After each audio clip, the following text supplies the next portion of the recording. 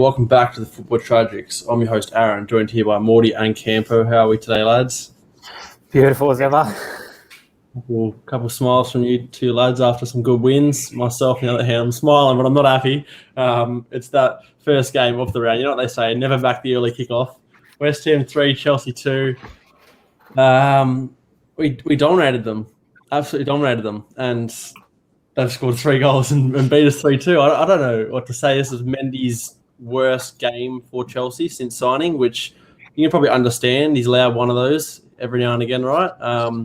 But yeah, look, it was back and forth game, but all their goals they scored were, I don't know if you guys have seen the heat maps or whatever, but their goals they scored came from like where they weren't having chances, which I don't know how you look into that, but yeah, it was a poor game from us. Yeah, I don't know. Campo, what are your thoughts on the game? I just couldn't believe Mendy saved his worst performance for now when, the title race is on. And they're taking points off everyone, so you can't be too upset about it. But it is a big blow in the title race, in my opinion. As I said, I think Man City will go on a run last week, and I just don't see it stopping right now. Yeah. I mean, we'll get into City a bit later. Like you said, they're on a run right now. Chelsea, look, we won last week. We didn't deserve to win last week. So there's a couple of weeks now that we've been underperforming. Doesn't help we've had a few injuries, but I'm not going to put it down to that. It's not good enough. It's a blip in form, and we need to bounce back because, like you said, the title race is well and truly on, and we're now sitting in third behind Liverpool and City. So it needs to change. Morty, what were your thoughts on? No, definitely not. I'm not that rash. What do you reckon, Morty? What are your thoughts on it? It's just the West Ham effect, isn't it? Like, really, they put up, they played to their style. They weren't budging from it. They got their result, which same thing happened against City and Liverpool now. So credit to West Ham. They're doing the right things, but they've taken the 3 points off the top 3 now. And they're still sitting 4th. So, they're a force to be reckoned with, but they're still lacking that week in, week out hunger, I think, that goes missing for a lot of teams.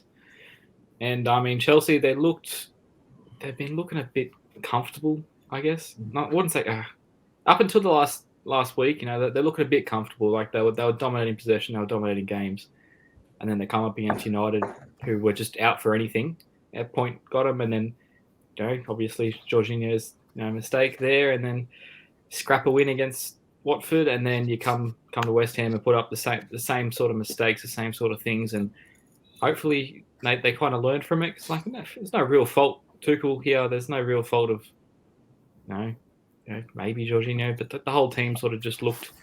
Campo's getting attacked. It's more lethal than Tottenham's attack. I mean, yeah, like you said there. A few bad performances in a row. It's just not really good enough, I guess. Anything else you wanted to add there before I interrupted? Look, the keeper is allowed to miss some mistakes there. I mean, he's carried you. He's earned your points already this season. So you can't really knock him for that. But I mean, it was a wonder strike. I mean, was it really a shot? Was it a cross? It's definitely a shot. It's a bit otherwise. But in fairness, I mean, if that one wasn't going in, I mean, Bowen had another clear-cut opportunity. He fluffed that. So I think, regardless of how that last goal went in, I think they're on the verge of getting one somehow. So credit to them. Well done. Fair play. Yeah, I almost thought the way the game was going that it was swinging their way, especially when it went to 2-2.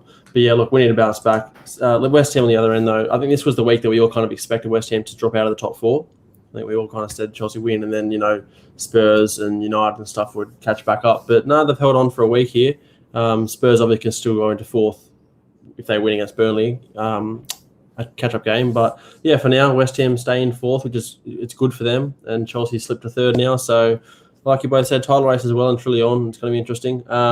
Newcastle vs Burnley, lads. Well, Burnley gave Newcastle their first win of the season. Morty, what were your thoughts on it? Newcastle, look, finally on the board. Finally. Does this almost guarantee Burnley going down?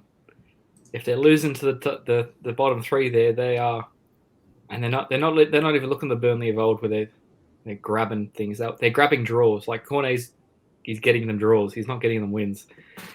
It's just great to see. It's outstanding. Cornet will leave after this season. He'll go to a better club, Burnley, in the Championship where they belong. And I mean, Newcastle is still following with it. It was not pretty. Plenty of goalkeeping errors this week. I mean, Pope bit of a stuff up there, but it is what it is, and Newcastle capitalised. So regardless, yeah. Campo, thoughts, mate? I'm just hoping Burnley go down because then Nick Pope will be on the cheap. A good keeper. He doesn't deserve an absolute trash club like. But there was no real clear-cut chance of that game. They got lucky that a goalkeeper error happened, but it's still a long way to go for Newcastle because that was not impressive. Yeah, I mean this puts Newcastle and Burnley and Norwich as well on the same point, all level with 10 points. So Watford 3 points clear. I think they're both just showing that it's a good win for Newcastle. That it's much needed, but Burnley could be going down here. Newcastle still don't look amazing, so it'll be interesting to see that relegation battle. But like you said, I can't really add too much for this game. It was pretty standard stuff, I suppose. Pretty average display. We move into Wolves lost to Liverpool. Morty, you can take us away here, mate. 94th minute or something, was it? Divock Origi? 94th minute, Origi with the saviour, our Lord and Saviour. How many times? This was one of the most frustrating games I think I've ever watched in my life. We were all over them. Wolves, they played the exact same crap. They had the five at the back. They're just playing to Traore. Traore would get about 40% of the way out the pitch. Someone fouls him. Someone does something. Ball goes back, and we have another chance. It's just an absolute piss take from him. If FIFA don't tell me that the auto blocking isn't real because Jota straight at him after the goalkeeper. They had some shithousery time wasting. I don't know if you saw Jimenez. Went shoulder to shoulder, had a little sook and went into the barrier. So he's off the pitch at this point. Liverpool are almost back in the 18-yard box of Wolves, and Jimenez has walked his way into the pitch, then gone down again. Just an absolute piss take. It was ridiculous. And then Origi finally, my God, and just also, I don't know who was on the linesman, but he was having an absolute mare. They were letting Wolves play they were offside. I think they got flagged offside 12 times or whatever it was, but they were letting it play out the whole time. I thought clear cut things were supposed to be flagged then and there, but they just weren't. They were letting him play through, letting him play.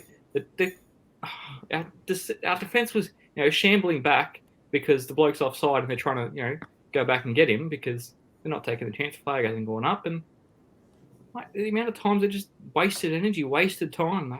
It's absolute frustrating, and their coach deserves that loss because they didn't even look like they wanted to win this game. They just looked like they wanted that draw, and this is just it just pissed me off. Origi, our Lord and Saviour. These are the games where, like you said, it's a frustrating game, but you still come away with 3 points. 94th minute, it's a win at the end of that. It's 3 points. It did take you top of the table temporarily. It's a much needed win away from home. Kind of keeps that little bit of form going that you got again, it just kind of keeps you in the title race for now. Really, what were your thoughts, Campo? My thoughts are how the fuck did Morty choose Origi for Player of the Week when there's probably 8 players that were better than him this week? I keep adding more players to this list. You named 2. Yeah, well, everyone else we named was better. Liverpool deserved the win comfortably, but Wolves, they're a hard team to break down. You might even have to break them down in the 94th minute. But again, it shows championship mentality. Win at the death. You got to take them when you can get them. Absolutely. All right, we move into a team now we're moving into this one first, just because I want to speak about it. City now top of the table, 3-1 win over Watford.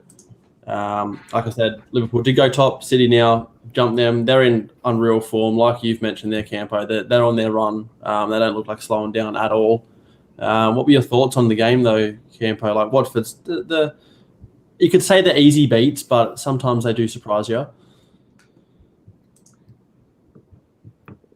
They can turn up, but City had nearly 30 shots this game. It was a training run. They didn't get out of... They went 3-0 up and they took the foot off the gas. And, fair enough, Watford scored, but the game was over. So, scoreline flatters Watford, to be honest. What do you make of Bernardo Silva? Obviously, you've been given a bit of praise to him. He's actually in some really hot form recently. Probably first name on the team sheet for City at this point. A man who was on the way out basically said you can go, and now look at him. He's probably one of the most underrated players in the Premier League. What he brings to that team, no one else brings to any team at the moment. Yeah, absolutely. Would you agree with that? What was your thoughts on this game? That is the most bullshit statement I've heard. Underrated. He was rated. He's clearly rated, and he fell out of things. And this is what happens with Pep's players. They get put through the rotation. He's had good games, but he still doesn't know whether he starts next week. And this is what happens with. I think on current form, he starts every week. Yes, and no, because Maris has had form like this before as well, and he's still got dropped week after. So you say he's rated. You put him back last year. He had David Silva, Kevin De Bruyne. He was not rated compared to those players. Now that he's outshining Kevin De Bruyne this year, mate. Trent outshines KDB. He's outshining everyone. I don't know. He's not. But you tell me they had 30 shots this game, right? Yes, they played a training run. Liverpool put 5 past them, and we had a training run. You're talking about a 3-1 win. Yes, decent win, but this is the $1 billion squad. If they having 30 shots and they've only scored 3, he scored a great strike. I give him that, but he had one bloke defending him. He cut inside one bloke. It's a great goal. It takes a finish. I'll give him that, but cut inside one bloke. This is just the City mentality. He's all, whatever, off and fair play to them. They'll do it, but they still continue proving on that if Pep doesn't, fix whatever he's doing, he's not gonna, go on to win, whatever. He might win the league. He might do it with the team he's got. Fair play to him, but no cups are coming his way. They've already had a 1 cup this season. Don't forget. They might be without a trophy at the end of this season. So, what do you think of City's form currently? 5 even more games wins in a row in the league. Are they getting stronger and stronger each week, or what are your thoughts there? Being from a Liverpool fan, obviously in similar form. They are getting stronger and stronger, but I'm still yet to see that absolute cutting edge from City, because the City of 2 years ago would not have let that goal in. The City of last year would not have let that goal in. They are still lacking that absolute, we are winning everything to the death. And it's what it is. I just think that they're missing something at the moment. All right. We're going to move into a team who have dropped the most points from winning positions out of anybody. It's Southampton. 1-1 draw with Brighton. They went ahead. Morpay, was it very late again? 98th minute. Scores an equaliser and rescues a point for Brighton. It's not a good result for Southampton, is it? At home, you need to be closing these games out. I think they're just cursed at this point with this, leading games. They can't finish them off. I think they probably need to go behind early and then just try to play the game that way. What were your thoughts on the game, though, Campo? Nothing's more iconic than Morpay in a 90 stoppage time goal. He does it every week, it seems now. But Southampton, I'll say it every week, you don't take your chances, you don't win. And it's just a reoccurring thing. They have no out-and-out striker that will consistently score 10 goals for him this season. Well, Broja's come off, he's started 3 games, I believe, this year, and he's scored 3 goals. So could be their new main man. Obviously, he's only on loan from Chelsea, so he's not there to stay just yet. But what are your thoughts? Should he be starting when he's fit then? ahead of Che Adams and Stuart Armstrong and He's their best. He's their best striker. Che Adams goes missing, and Armstrong is just trash. What do you reckon, Morty? Agree with that though? And the result, what are your thoughts? I'm in agreement. They are just not. They're not producing anything. They're not even. I don't know what to say. Like they're just not Southampton. They're not what they used to. Like yes, they're going to be the underdogs. Yes, they'll always have that attitude, but they don't even look like they've got an attitude to win anymore. They're playing like, oh, we've had a chance. Oh, might put one away this week, might not. Their strikers are just not there. Like I don't know. They're just missing. They're missing in action. They're not doing well. Ward-Prowse just deserves a better squad for all round, and if they're not careful, like they will accidentally find themselves battling relegation zone because Newcastle pick up a point here. They've got to win. They're only if they lose to one of these bottom three, they're in that relegation zone. Yeah, they are 6 points off the drop, so they're not safe by any means. They're definitely in that little zone there. And another team I think that's in that zone there is Leeds United. They can't close out games either, can they? 2-2 draw with Brentford here. I thought Leeds going ahead early. I thought it was perfect for them. I thought they were going to kick on and roll Brentford, but no, Brentford turned it around, and then Bamford is the man to rescue them. Does that change their season now that he's back and straight amongst the goals? What do you think, Campo? Do you think that's going to make a big difference for them? I think it does because it gives some teams someone else to look at, not just Rafinha. Again, Leeds were comfortable in this game, and then second, I don't know if I'm cutting out. No, you're right. Yeah, a little bit, but we can hear you. Am I cutting out? A little bit, but we can hear you. Now he's cutting out. Leeds were in control, and then second half happened, and then Brentford just went 1-2. Just very bad defending all around from Leeds. Just this same story as last year. They can't defend, and then it just took a 95th minute heroics again from Bamford to save the day. Yeah, well, I think that's the story of Leeds United, isn't it? We all know they don't defend. They don't defend great. I think their best attribute was always going forward. They have struggled this season, and I think that does show with the fact that Bamford's been out. And like you said, they're having to use Rafinha only. And if a team can mark Rafinha out of the game, they're sweet. So Bamford coming back in, they should be able to create more chances and score some more goals. But if they can't close out games, defensively they're not good enough. They need to improve that, and otherwise they'll find themselves in that same situation as Southampton, or they're on equal points and battling relegation. What do you reckon, Morty? Yeah, pretty much as Campo said. Like we always know that they don't have a defensive bone in their body. They're not there to defend, and that's fair enough. That's the way I want to go. But they've been lacking those goals going forward, and I think Bamford comes in and provides that. He's shown he can score. But I think also they lacked a bit of his presence up top. Like, as you said, you mark Rafinha out of the game, they got nothing else. But Bamford sort of demands, the attention of the centre-backs. Like, if they, start going out wide to handle Rafinha, then Bamford's gone in the middle, and no one's really taken his spot up top. So I think they're a bit better off than Southampton in the fact that they look like they've got a player back. They can offer something. They're still offering goals. They've just either got to produce more or try and defend something. I think Southampton just can't even produce themselves. So I think they're a little bit safer, but still not. They're still a few losses away from going straight in there. So, Right. Well, a man who's not with us today, but he would be a happy man. It's Tony. Man United 1-0 over Palace. They were made to work for it, but Ralf Rangnick's men are off to a 3-point start. Fred, of all people, scoring the unlikely winner. Morty, I'm going to come straight back to you for this one. What were your thoughts on this game? Palace are no easy beats right now. I don't want to hear Tony ever say a bad thing about Fred again. The man's he's a legend of the club. But in all fairness, to start this game off, Fred must have the nudes of the Glazers or something. Like, he just continually gets picked for coaches.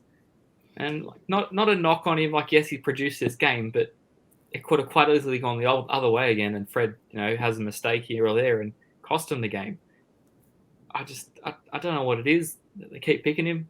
Like, take nothing away. He won to strike, great goal, fair play to him, but I don't know. It's just an odd bunch. And United, yes, 1-0 start over Palace. Palace no easy beats, as you say, but we'll have to see how they go because, how do you say his name? Rangnick? Rangnick, I think, yeah. Rangnick, he loves a press, and I don't know many players at that club. They're going to press, so I guess that's why Fred's still on the team, because he will do no matter what, but there's a few players up in that squad that will not be pressing, and we'll see how that goes for him. That'll happen with time. I think he'll work out who his strong 11 is and who will be able to play his style. One like Ronaldo, for example, I don't think wants to press for 90 minutes, but you can probably I'm not even talking about him. Yeah, no, but I think you can probably keep someone like that in the team purely because they, you know what they offer. But Fred, he looks rejuvenated. He looks good. Looks like he's just playing for fun now, and he likes that press as well. So it's a good start for United. Palace they're a decent team, and I thought the longer this game was going to go on, I actually wouldn't have been surprised if it stayed nil all or if Palace sneaked a winner. So for United to come away with 3 points here, it's an important start for Ralph's men and keeps him in that top 4 hunt, that's for sure. What do you reckon, Campo? I'm just happy the air ball sucks, and it will continue to suck. But I just think it shows that United stopped playing for Ole. They just, even when Carrick took over, it was a whole new team. Everyone started to lift a bit. Again, it just shows the qualities in that team. Just they fell out with the manager, I think. But they did the same thing to Jose before, and then they performed for Ole. So it just proves that they've got the quality there. But if they don't fix their own attitudes, because it's a cycle now, they continually do it. They don't fix the way they're acting, because it'll change no matter what the manager wants them to do. But they just kind of don't want to. They just kind of want to do what they do. Well, speaking of managers, what's your thoughts, Campo, on your main man, Conte? 3-0 win over Norwich this week. Life's looking okay under Conte. 3 wins in a row now. Well, you can go into 4th with your win. At the end of the day, it was Norwich, so they're absolutely useless. We put 7 past them, so take it how you will. Yeah, when that game got snowed out, I said that it could have been a blessing in disguise, and it looks like it has been, because the players are looking a lot better in that formation. There's a lot more. It just looks like all the clogs are moving as one. We're attacking a lot more, countering a lot easier. Norwich had their chances this game. Timo Pukki missed an absolute sitter, and someone else on their team missed a sitter. But one of the goals from Lucas, and Son's goal was incredible too. So I'll happily take top 4 next week and move on. Do you think that Conte's now got his starting 11 at this point? You think he's pretty much set with that? And what are your thoughts on Harry Kane as well? Not being able to find the net this game either. He played a lot better this game, but again, he's shooting blanks. So I don't really care. We got 3 points. That's the main thing. But Conte, love him. He can stay forever if he wants. For now, but it's the only player that's got to go is Romero. Has to come back into that squad when he's fresh, or when he's not injured. He changes that back line. He's more aggressive, knows how to pass. Davinson Sanchez he scored a goal, but he's just a Bambi on ice. All right. Morty, what were your thoughts on this one? Harry Kane, he hasn't scored again. He is atrocious at the moment. It's outstanding to watch. He's just losing millions off his price tag week in, week out. So it's great to see. But Campo, you keep changing your tune or not? Because Ben Davies, you didn't throw his name up to leave the squad again. Apparently, you don't deserve to be a coach if you put him in your squad. He's still there. You didn't want to get rid of him. What? When you're having man of the match performances like that, I can't argue. We're moving to the penultimate game. It's Stevie G. Villa 2-1 over Leicester City. Morty, we'll start with you, given that Stevie G is in charge. Villa on the up. He's turned a page there, hasn't he? Leicester not having a great season either. So, Gerrard getting his revenge over the bloke that ruined the end of his career. What were your thoughts? What were your thoughts on I'm happy to see Villa doing well. They're a quality side, and I think it's a bit upsetting. We all gave them a lot of praise at the start of the season. We expected big things coming off last year. They weren't producing, and all of a sudden they got the same players in there, and they're just doing wonders. So I don't know if it's just another, like United, one of those what do you call it? Those periods, grace periods, where they just kind of perform for whoever was going to be in charge, and they just wanted the old manager out. But we'll wait and see. But Leicester are hot and cold. They're in the mud. Like, I think they are struggling for consistent form. On their day, no doubt Vardy will come out and bag a hat trick against someone, and they'll scrap through a win. But they are looking like they are royally screwed, and there are a few players being poached out of that squad, going back to mid-table, almost relegation zone, 5,000 to 1 level stuff. Campo, do you agree with Morty there? What are your thoughts? I do agree that Leicester are in the mud, but I don't know what it is with Leicester. They just keep finding ways to just fall asleep at the back over and over again. That second goal shouldn't have happened. Casper, it was beaten at his near post too. It should have been saved, or Soyuncu just got out jumped, and then Konza cherry picked the first goal. I don't think it's his goal. It looks like Wendy heads it in, but a centre back scoring a double, he'll take it every day of the week. Well, I'm going to stay with you because this result here will bring joy to your face. Everton 2-1 over Arsenal. Final game of the round. Nice Tuesday 7 a.m. game. Everton finally break their streak of losses, draws, whatever you want to call it, and it's against Aston, who are supposed to be on the up, but now they're 2 in a row losses. Thoughts on that, Campo? I love that. This could have been 4-1 if Richarlison knew what offside was. And I'm just loving all the AFTV this morning. 2 losses in a row, and everyone's calling for Arteta's head again. After they went 10 unbeaten, and they're all praising him. 2 losses, and it's like, get him out. Arsenal they didn't play well. Aubameyang, he's lost. He's lost. He's just like Harry Kane. He's lost. I don't know what to say about Arsenal. They're in. I don't know. They're shit, and I'm happy. Well, I thought this would be the same on Everton from this season. They score an offside goal and then they go and cop a goal at the other end, right on the stroke of half-time. So they go into half-time 1-0 down. You probably think Arsenal are going to take it away now, but Richarlison finally gets on the score sheet legitimately, and then Damari Gray with that winner. Just every week he's an absolute bargain, isn't he? What was it, 1.7 million? He's the signing of the season without a doubt already. What do you reckon, Morty? Like, Everton, they finally got a result. It's just absolute frustration. I mean, it's Everton. I hate them. Arsenal just looked like they were stuck in mud. Richarlison scored 2 offside goals. I could not be happier. The bloke's in the draft squad, and I was happy to see him not scoring. But then he finally found a way, and he finally broke through, and then, Gray just comes out with that. So fair play to him. But yeah, I don't know.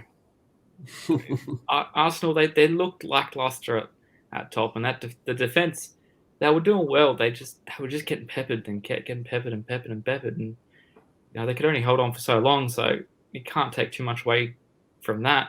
It's more just their attack. They don't have anything working up there. Like they threw Lacazette back in there, Martinelli wider.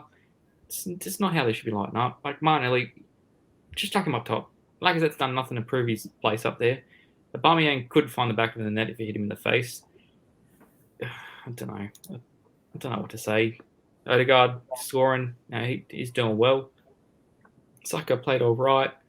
No surprise, Xhaka's back in the squad and they lose. So, Well, I don't know if you guys saw that challenge. I think it was Richarlison. How he didn't get sent off for that. It was Ben Godfrey.